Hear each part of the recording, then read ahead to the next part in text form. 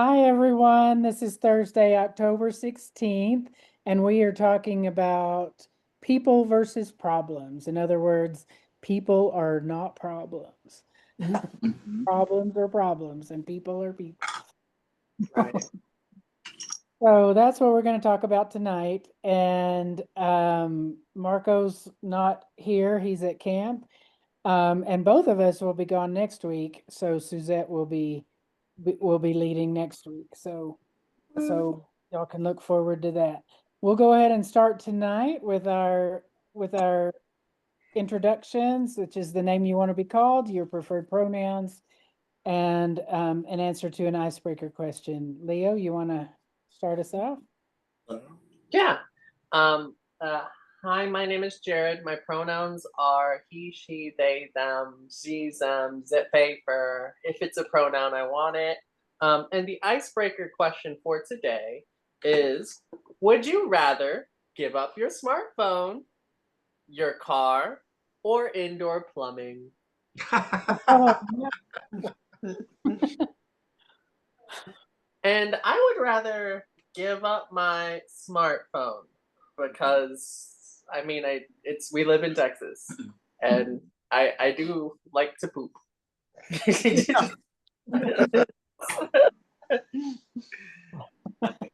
Hi, everybody. My name is Leo, pronouns he, him. And if I have to, if I have to give up something, maybe my car. And I don't know for how long, and then I would try to use public transportation. Yeah. I used to like doing public transportation because it gave me a lot of time to read before. Yeah. And then I'll pass it to Chelsea.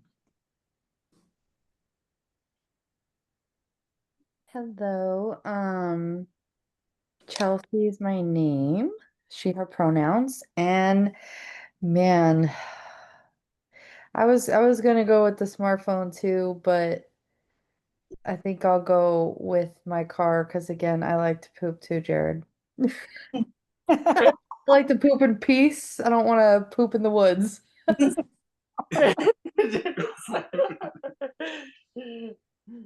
Okay. So who's next? Carol, would you like to go? Yeah, I Okay. always forget that part, sorry.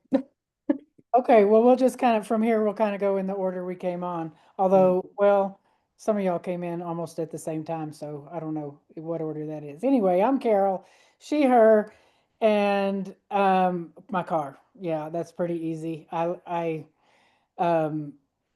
stay connected with people more through my phone than anything, and in addition to poop, I also like to take a bath and all of those kind of things. I could do camping for a little while, but I need to clean up. So, all right, Suzette. Bonsoir. My name is Suzette, and I'm sorry I need to change that on there, but and I'm a she, her.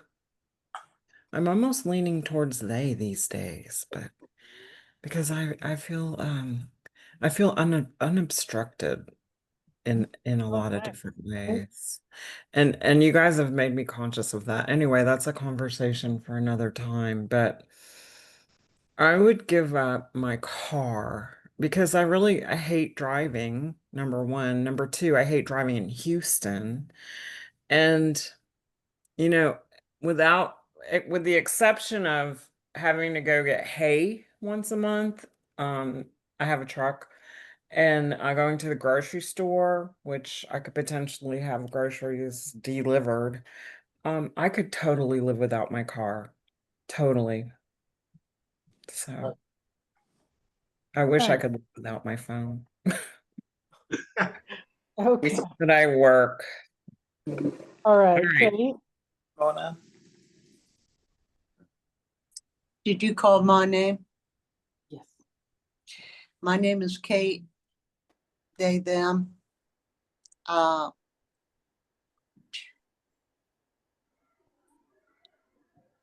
That's a hard one.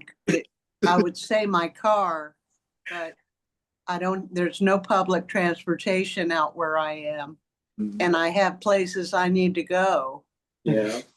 But you can Uber, but the prisons are, an hour and 20 minutes away. So each way. So I'd have to say my car, figure out other ways, ride and share or something. Yeah. Love that. Okay, Craigor. Craigor, he, they, and as someone who walks 5 to 10 miles a day already or rides the bike 10 to 15 miles, giving up my car would be nothing because HEB, CVS, all the stores I go to are, well, just within 2 miles, which is walking distance, even in this heat. Nice. Dang. Good job. Nice. Okay, so yeah, we're about to have a freeze tonight. So whatever heat y'all are going through, y'all can come visit me. What a blessing. So anyway, I'm gonna have to harvest my trash potatoes. My potatoes that I grew from little eyes of the composting, whatever. Anyway, Suzette, we will have to talk more about your comment, and I love what you said about that. That really highlights the importance of why we go over pronouns and yes, how freeing it is to be our authentic selves and to decide what that means and to be able to change it at different points when we grow. So I really love that you said that. But also, I kind of wanted to give Reverend Mona the opportunity to check in if she wants. She has said other times that she would prefer not to be asked. Oh, okay, well that's fine. That's fine. She can go if she wants to, but we purposely, she's asked not to be pressured that way. Got it. Okay. She can raise her hand if she changes her mind. Speaking of pronouns, a while back when I said I was non-binary, and I just realized that. Well, now Governor Abbott included non-binary with the trans folks. So I'm like, what in the hell? I'm still using them. I'm sorry. They can kiss my ass. Oh, excuse me. I agree. But anyway, I thought that was really good timing on my part. Oh, that's excellent. That's excellent. And we got elections coming up. But the governor's not up for election this time around, right? No. Okay, but it won't be that long. Anyway, I hear Not till next year, I believe. there's a female that will be running, but Hispanic female. Just like when during the height of the HIV epidemic, one time a bunch of us got like shirts, big old shirts that had a gigantic positive sign on them, so we could all stand in solidarity. So maybe some of us should consider changing our pronouns just to be in solidarity. Yes. Okay, Craigor. Well, my pronoun story is I don't know if anybody in this room knows who Chevalier Long is besides Suzette and maybe Reverend Mona. Y'all, anyone else know Chevalier Long? Anyway, she was a singer with the gospel ensemble for quite a few years. And one Sunday, I was subbing for Duana. Duana is their normal drummer, and she was out of town or something. So I was sitting in and playing drums. And at the end of the service, Chevalier Long walks over to me with her hand on her hip. And she was like, "That was a Black woman playing drums today." And I was like, that was like one of the best compliments I've ever had in my entire musical career, is the fact that I was funky enough for her to say that there was a Black woman playing drums. So maybe I should change mine to he, she. Yeah. Yes. Yes, I miss the Gospels. It's a shame what happened to them. Do you want to Yeah, say about that? Well, I mean, everyone's got their hands up. Yeah. So, yeah. Okay, Suzette. No, you know, just trailing off of that, the gospel ensemble never said, "Oh, you're white, you can't be with us, you can't be with our group." And when when I met Christy, and we started going to Resurrection together, she started singing in the choir, in the gospel choir, because that's the choir she decided she wanted to be in. And then they asked her to play piano. So she played piano for them for 13 years. And they used to tell her that she had black hands. Oh, Chrissy can And put we absolutely when they thought told that was Chrissy a wonderful compliment. when they told Chrissy to put some stank on it, she knew exactly what they meant. Would not be Right. any more culturally relevant when she was at the keyboards. Yes. Right. Love it. I'm gonna get started with asking y'all if you know what Bible verse I'm talking about, but Jared, if you want to finish your comment about I mean, like, yeah, absolutely. Like I remember there used to be a like two choirs, and then we called it a integration where they became one, and then it was like actually no, because like all those people of color left. So it didn't sound. I mean, it wasn't advertised as it really was. So I could only assume that the racism in this church caused this. well, No one said why. No one still yeah, explaining it wasn't the a reasoning. clear it wasn't clear. Especially to people who were in it, for Oh 20 no! years. Speaking up though, recently they have told us. Yes, it's the and it's a lot of other things too. Okay. Well, we have a lot of issues to address, and I appreciate the way that y'all have, we've kind of kept to this theme the same. I mean, we've been looking at different aspects of justice, and particularly of racism.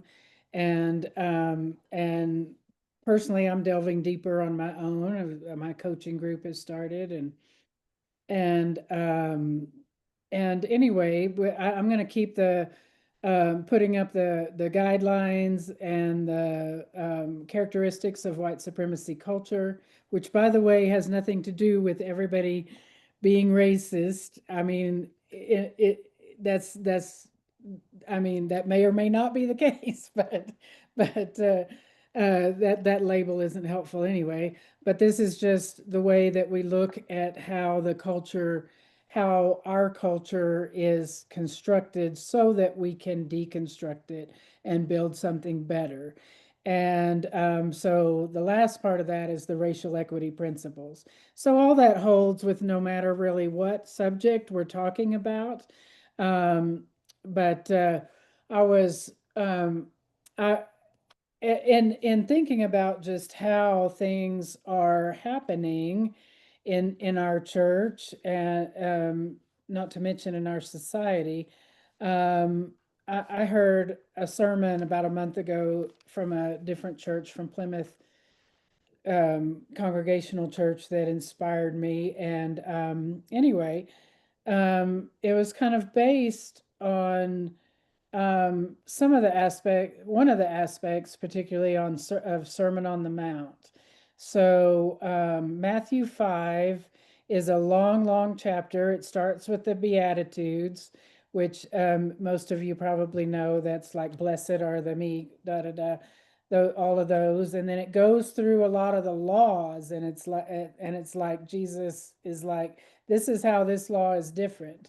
So it toward the end, it talks about one very basic, one principle that is very basic, I think, to being a Jesus follower. It was one of Martin Luther King Jr.'s favorite verses to preach on. He preached on it at least once a year. Do y'all know what verse or principle that is? You don't have to name the number of the verse. No guesses? It's not it's not love God and love your neighbor, which are the most important commandments, but it's close. Is it the justice one? It's love your enemies. Oh, that one. Okay. So so I'm gonna just loving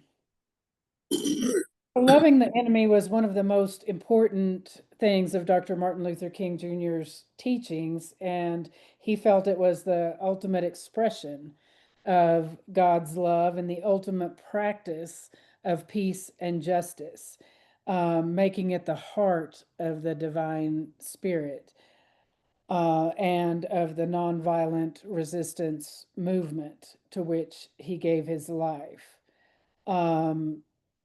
His sermon in 1957 on the subject, he said, "Love is the only redemptive, creative, transforming power in the universe."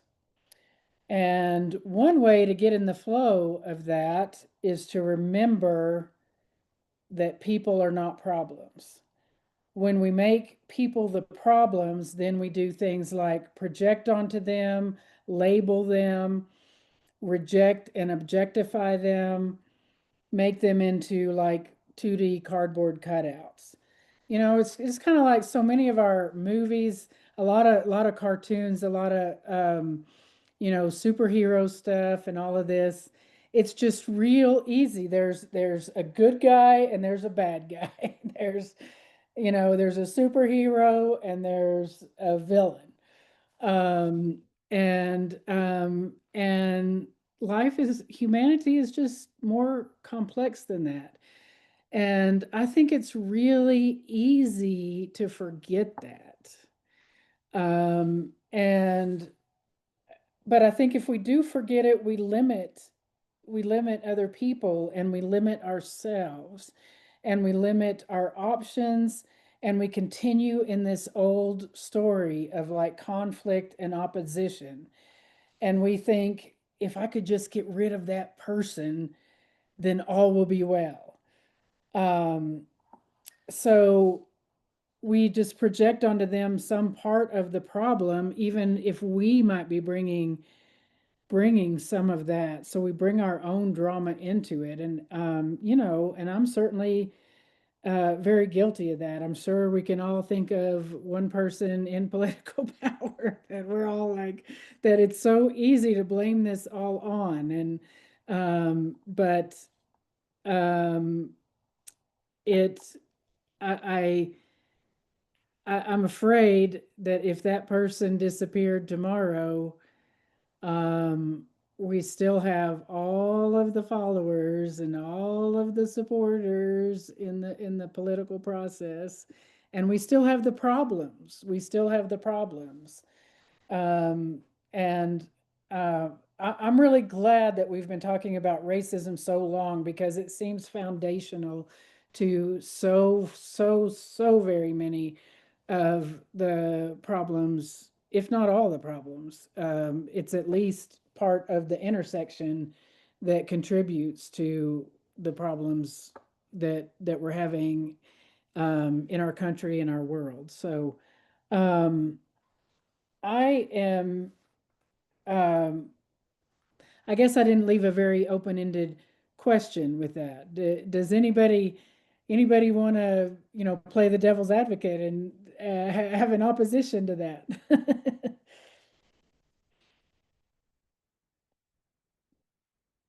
Okay. So how do you think we can accomplish kind of changing that mindset and remembering that we're working on a problem instead of, uh, instead of, trying to eliminate a person? I would say calling racism out on the spot when it's done to you or when you see it, and also or even microaggressions, like that should be the norm.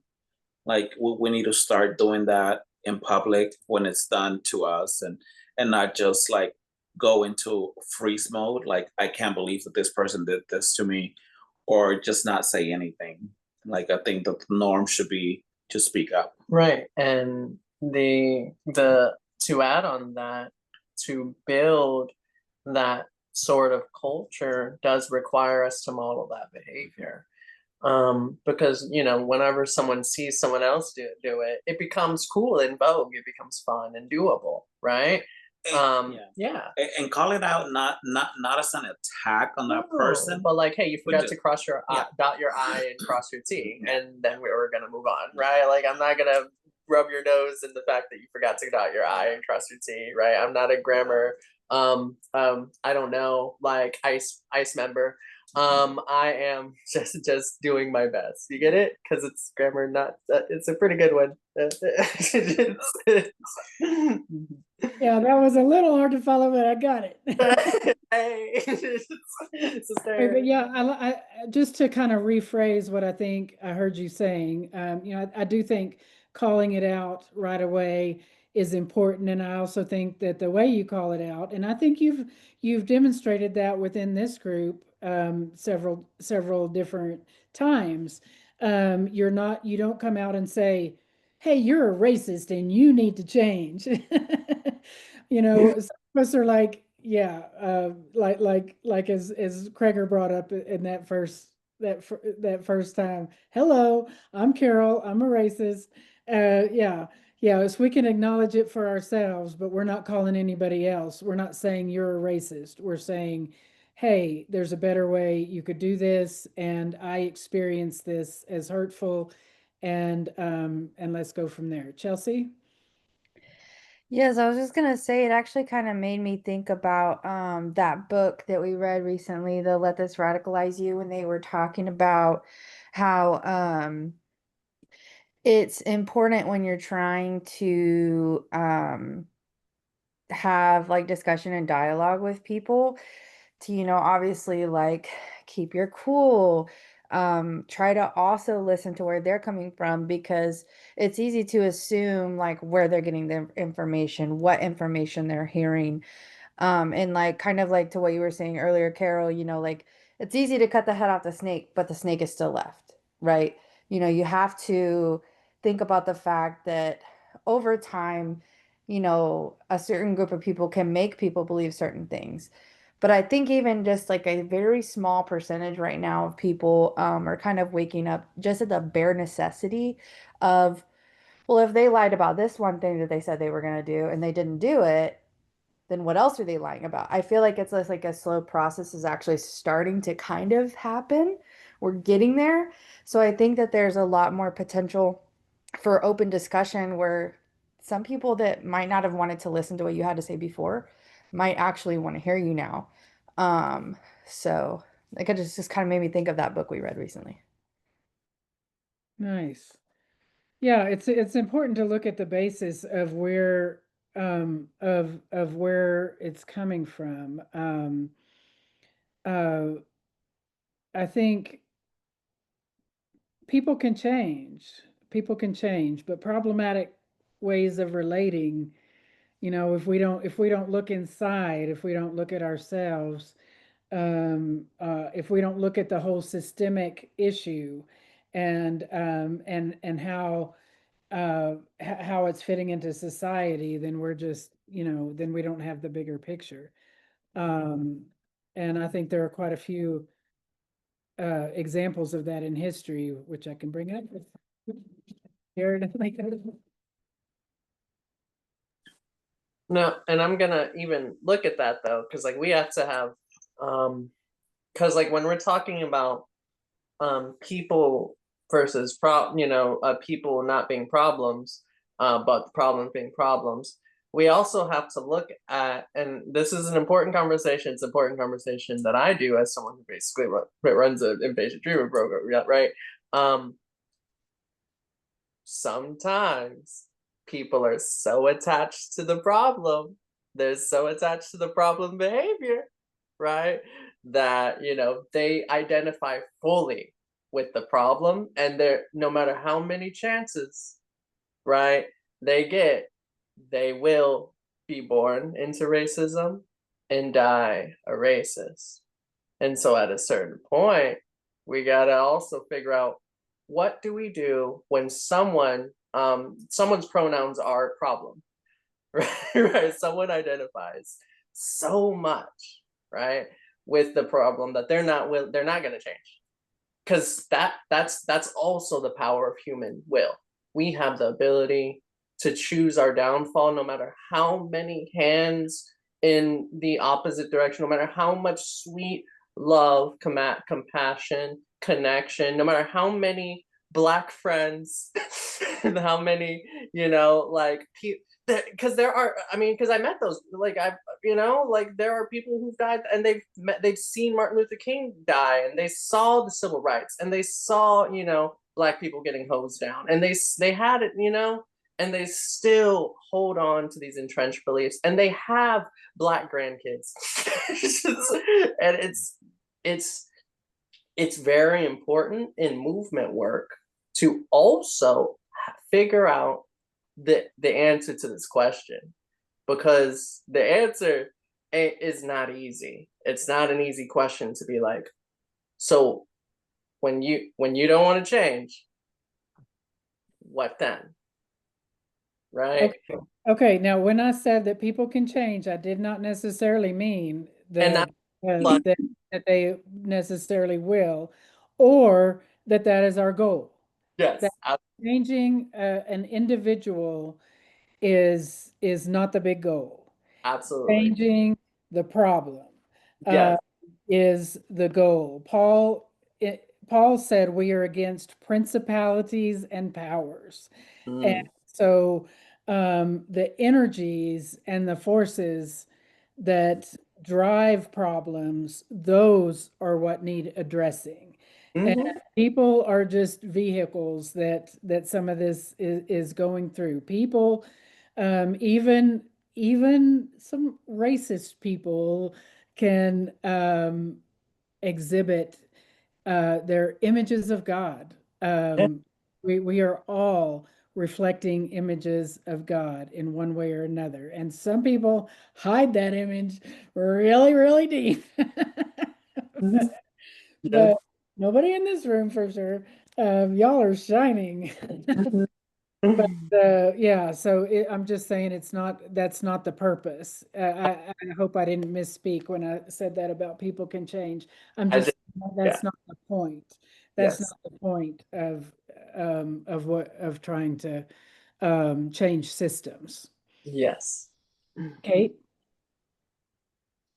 What I remember weeks ago when Jared asked us all permission if he could talk to us about subjects like that, if we came across as that way. And I think I'm hoping I'm in a category that was uneducated and sheltered, and not in the category where I don't care, because I'm still here in this group and I'm learning a lot.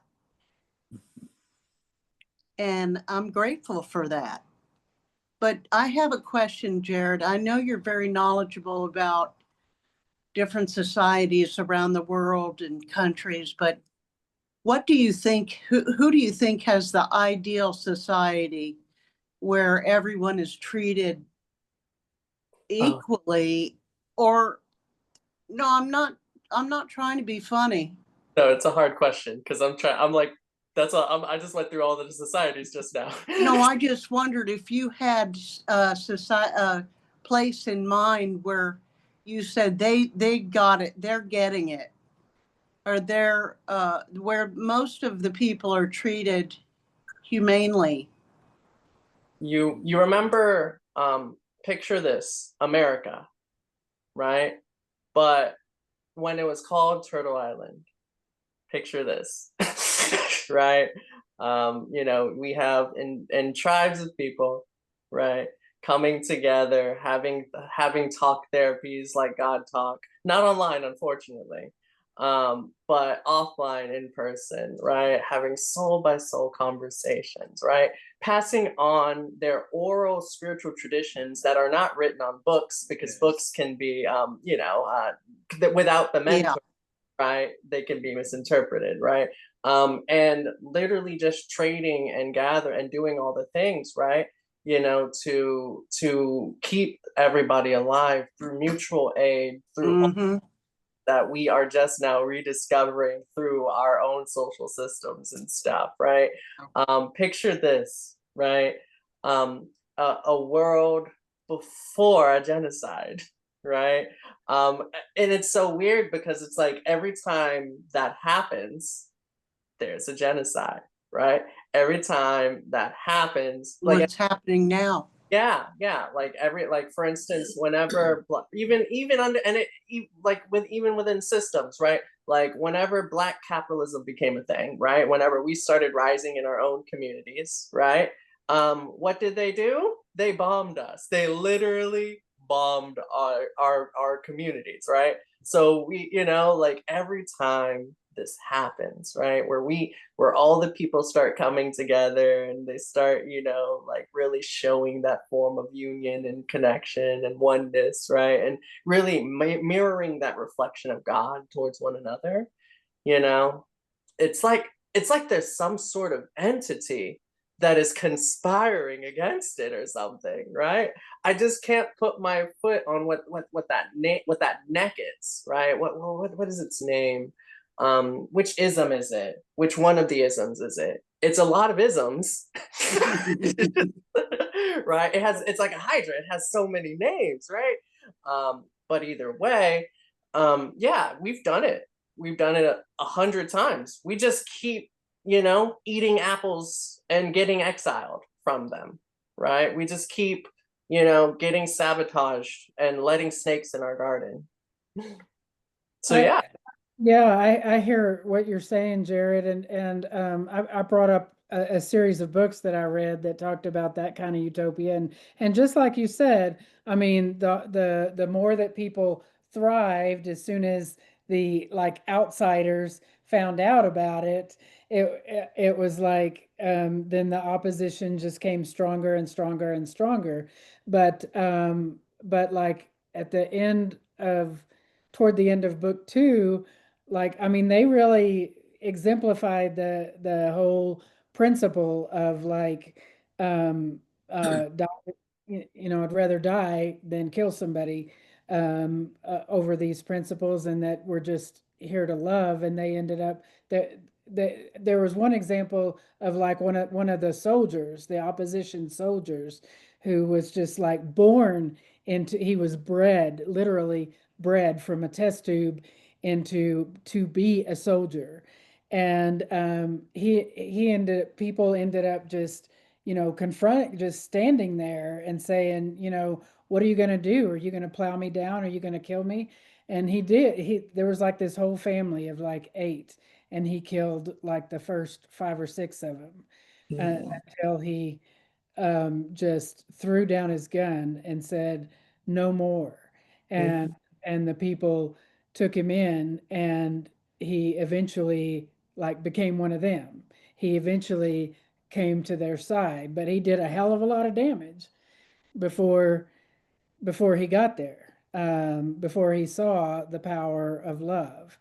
And so it's hard for me to imagine being part of that family and laying down my life, but or part of the people that stood around and forgave him and brought him into their society afterwards.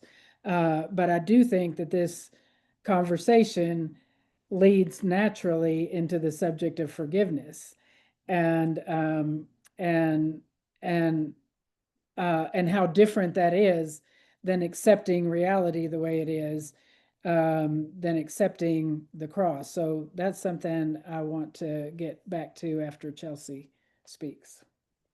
Yes, thank you. So, okay. I've been holding this in since like I think like 2 people ago. Um, I've been like in my mind just saying it over and over again while I'm listening, so I don't forget. But I think it's when you're talking about people are not the problem, it's so very hard to create that wall between people and the problem. Because when you think about like the problems that we face today as far as like systemic trickle downs of like racism and colonialism, which contributes to, you know, genocides and takeovers and things like that, oftentimes it is people creating these problems because of, you know, things that are taught. Um, you know, like for example, you know, you hear all these little kids that go to school and get bullied and say, you know, like kids are telling them, "Oh, go back to where you came from." Okay, where do you hear that? Where do you learn that? Because it's not from school. It's definitely in home taught. Someone in their home, whether it's a family friend or their parents or aunts and uncles or maybe older siblings who go to high school and see more of this online discourse. um, you know, it's taught behavior that leads to these problems and contributes to the problems. So, like, while I can obviously see that, you know, like you said, people can change, people are not directly the problem. However, people are like the ones that contribute to this problem. So, like, in my brain, it's so hard to like differentiate between that. And I think like kind of what we've talked about in the past is like if you're not going to at least try to make a conscious effort to um like try to help the problem, then you are the problem at that point. And I don't know. That's just how I feel about it. If you make zero That's a good conscious point. effort. That's a really good point. Let me point out kind of an opposite, not just kind of looking at it from the opposite point of view, but like look at the civil rights movement and look at what happened like when MLK died. Did the civil rights movement go away? No, it grew. So just like that, if we get rid of a problem, then all the people who were supporting and contributing to that problem are not going to go away either. So What? this is not easy. But hold on, Carol. I think like that's not necessarily true though, because like there has been tons of dictators that have been killed, and the like, and honestly, in the real on the real, you know, the world is a better place for it, right? Like there are tons of people, and where literally the healing began as soon as the dictator died. And so like, you know, in some cases, right? Like it's not, you know, it's not as easy set in a box, right? Like there are some spaces where, you know, a martyr is created, like with MLK, but we don't always get to choose the martyr. Just like that Well, one person who I don't think anyone's talking about him anymore.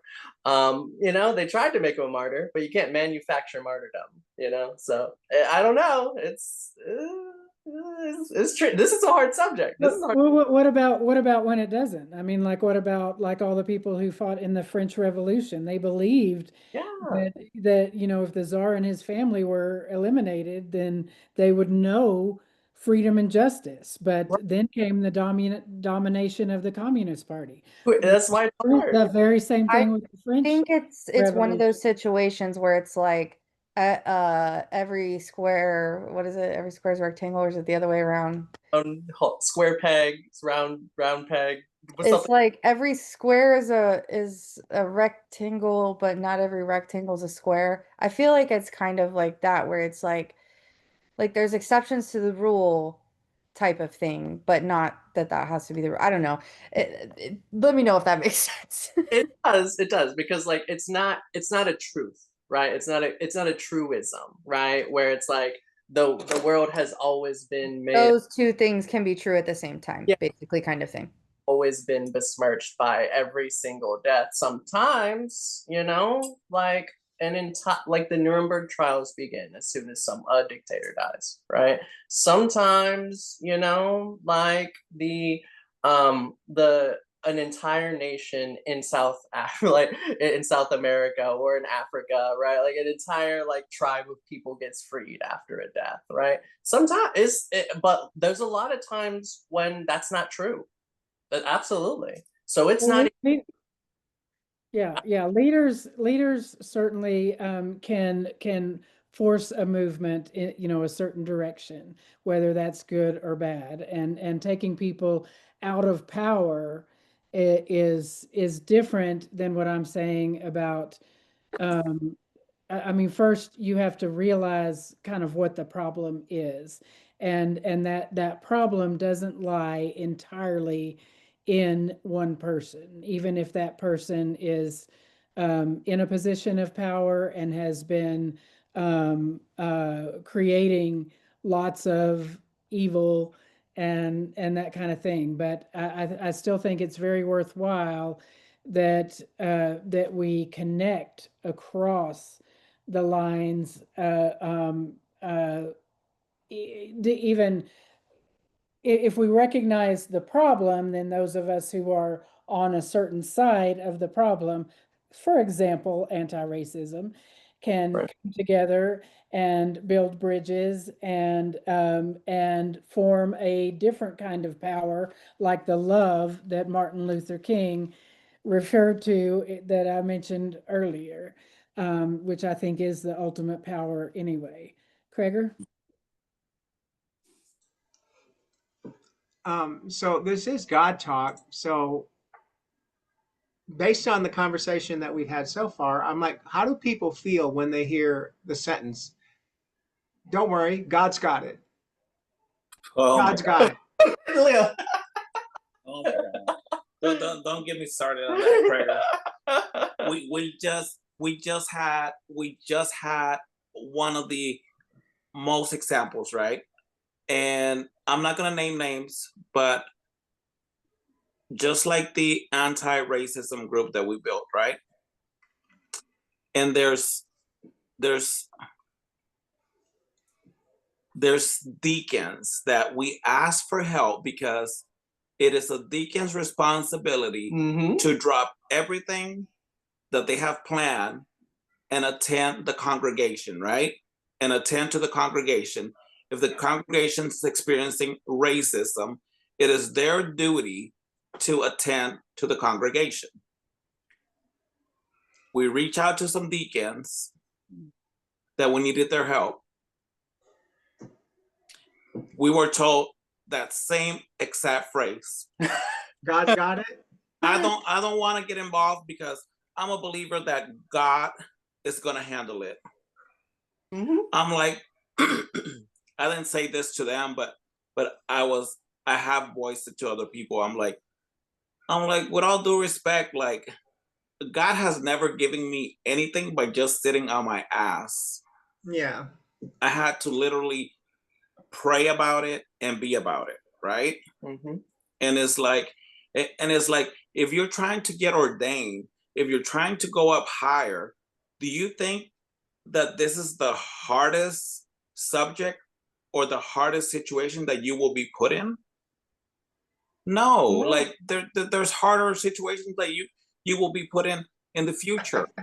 There's nothing in comparison to because like, for example, I used to go to another church, right? There was a hella Protestant church, and they did a thing where there was a survivor who was literally in an abusive relationship. And she went to the church for help, and they did nothing. They pulled the same stuff. And so in a lot of ways, via the bystander effect, they enable. You enable when you say, this, I am not one of God's hands. Right? I am not a representative of his will. I'm not charged to embody his will, right? He's the only one who can do anything, right? You do harm to your community, you do harm to this world, and you spit in his face because he charged us literally Christ came down and said, I want you to be better than me. He said that to us, actually. And whenever God, he was flipping tables. He wants you to do more than flip tables. So yeah, like absolutely, like don't get us started, Kirk. Yeah, well, I just, because this is God talk, I'm like, so how is faith, how is faith woven into these conversations and so on and so forth? And, to the way I think, I'm like, God created and God is creating with us, and God is creating along with the Republicans right now too. And because we're all just down here on this roller coaster, and when we all die and blow ourselves up or whatever we do, we're going to get back to the space of unconditional love whence we came and go, oh, let's go again. That was so much fun. Let's go back on that ride, because how boring would it be if we really were in a utopian society? We would just be bored to tears. I think that's where we came from as a bodiless soul, just the land of unconditional love and boredom. Oh, I So we don't come think down here and we there's war and nothing. we fight and we love and we do it all down here. We experience everything, some of us several times a day. I don't think there's anything boring about utopia. That'd be like saying heaven is boring or something like that. But really, the point I wanted to address was that when you said that, when I was raising my hand, was that was that uh, the, we've talked a lot about spiritual trauma in this group, and I think that is one way to inflict spiritual trauma, is to have this idea that it's all that we don't need to do anything. We don't need to do anything in the here and now. Many of the very most harmful spiritual principles, particularly around slavery, were about, it doesn't matter what happens on this earth, it's all going to be better in heaven, so we don't need to fix what's going on in the world right now. And that is spiritual violence. Mm-hmm. That is spiritual violence.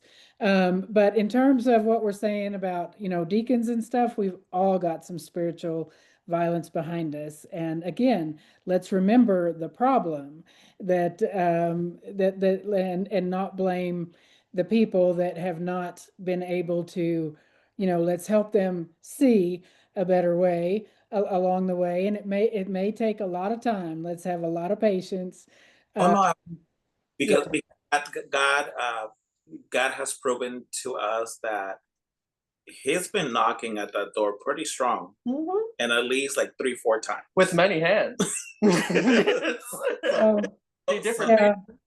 So in reality, God is handling it for us. But through with people. Yeah. Through, that's how he operates. He don't just operate through like an earthquake or like a pigeon. Just, like sometimes it's a person. Sometimes it's a person. Yeah, and the spirit, she might surprise you. Yes, she will. Yes, she All will. right, Suzette. Well, I don't try to bring humor into everything, but I was listening to what you were saying, Jared and Leo, about the pat answers. We're desperate for help, right? This is just an example of a person is desperate for help, desperate to be heard. We are tired of hearing the pat answers. We want to go deeper. And so when you were saying that, and I'm not making an example of our deacons or anybody like that, but I think that's a bigger conversation and maybe a training moment for some people, but to learn how to respond in the right way. And I just pictured myself calling on the phone going, I really need help. I really need help. And the phone says, well, God's got it. And then I go, representative, because that's not what I wanted to hear. I want to really talk to somebody. Yeah. Yes. It is like a thought-stopping cliche. Done. Well, I had my hand up a second ago, but I took it down because I thought we moved on. But like, I just had like like Sue said, like a funny way to look at it is like I always like to put things in a child's perspective, right? Because I feel like that's easy for literally anyone to understand, even children. So that's like if a child says to God, God, I really want a new bike. I really want a new bike, a red shiny one. And then who goes and buys the bike? Mom and dad. God doesn't send down a brand new red shiny bike just because you asked for one. So God doesn't got it in that way. You ask for help with things like grant me wisdom, give me patience in this moment, allow me to show this person compassion when they need it the most. Like those are the things that God can help you like fill your cup in your heart. It's not literal physical things that you need help with right now or that you want right now. That's not how God works. So that whole God's got it thing is just very Well, funny. Go ahead, Kate. plus those type of answers shut it down. Yeah. Yes. The conversation shut down from that point. And it's a way to discount, you know, your Like gaslighting. Yeah. Yeah. Yeah. Mhm. Okay. I was, yeah, I think you're exactly right. And I just want to say a couple of words about forgiveness, and I hope we can talk about it again. And maybe not next week, because I'd really like to be there for part of this conversation. Preparation.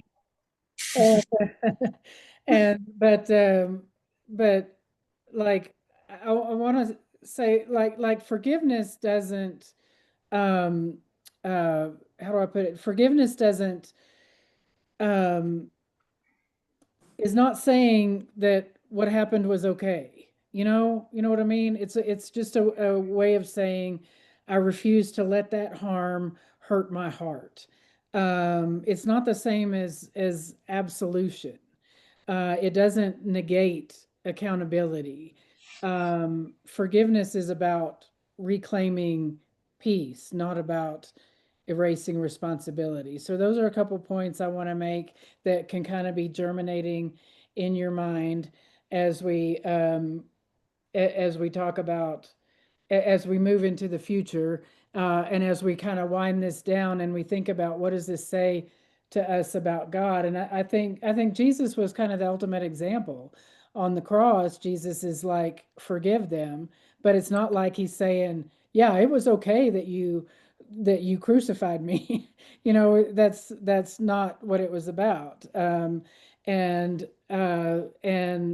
so I think I would just like to hold that up as we engage in this incredibly important work that we have grace with each other, just like um, just like has been shown in this group.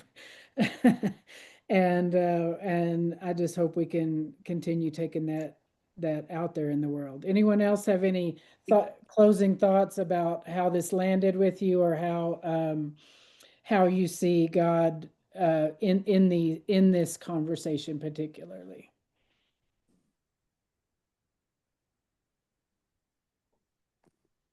One thing I wanted to say, Carol, is I actually had a very similar discussion with my aunt who I hadn't spoken to in 4 years because of something that she did that really, really, really upset me.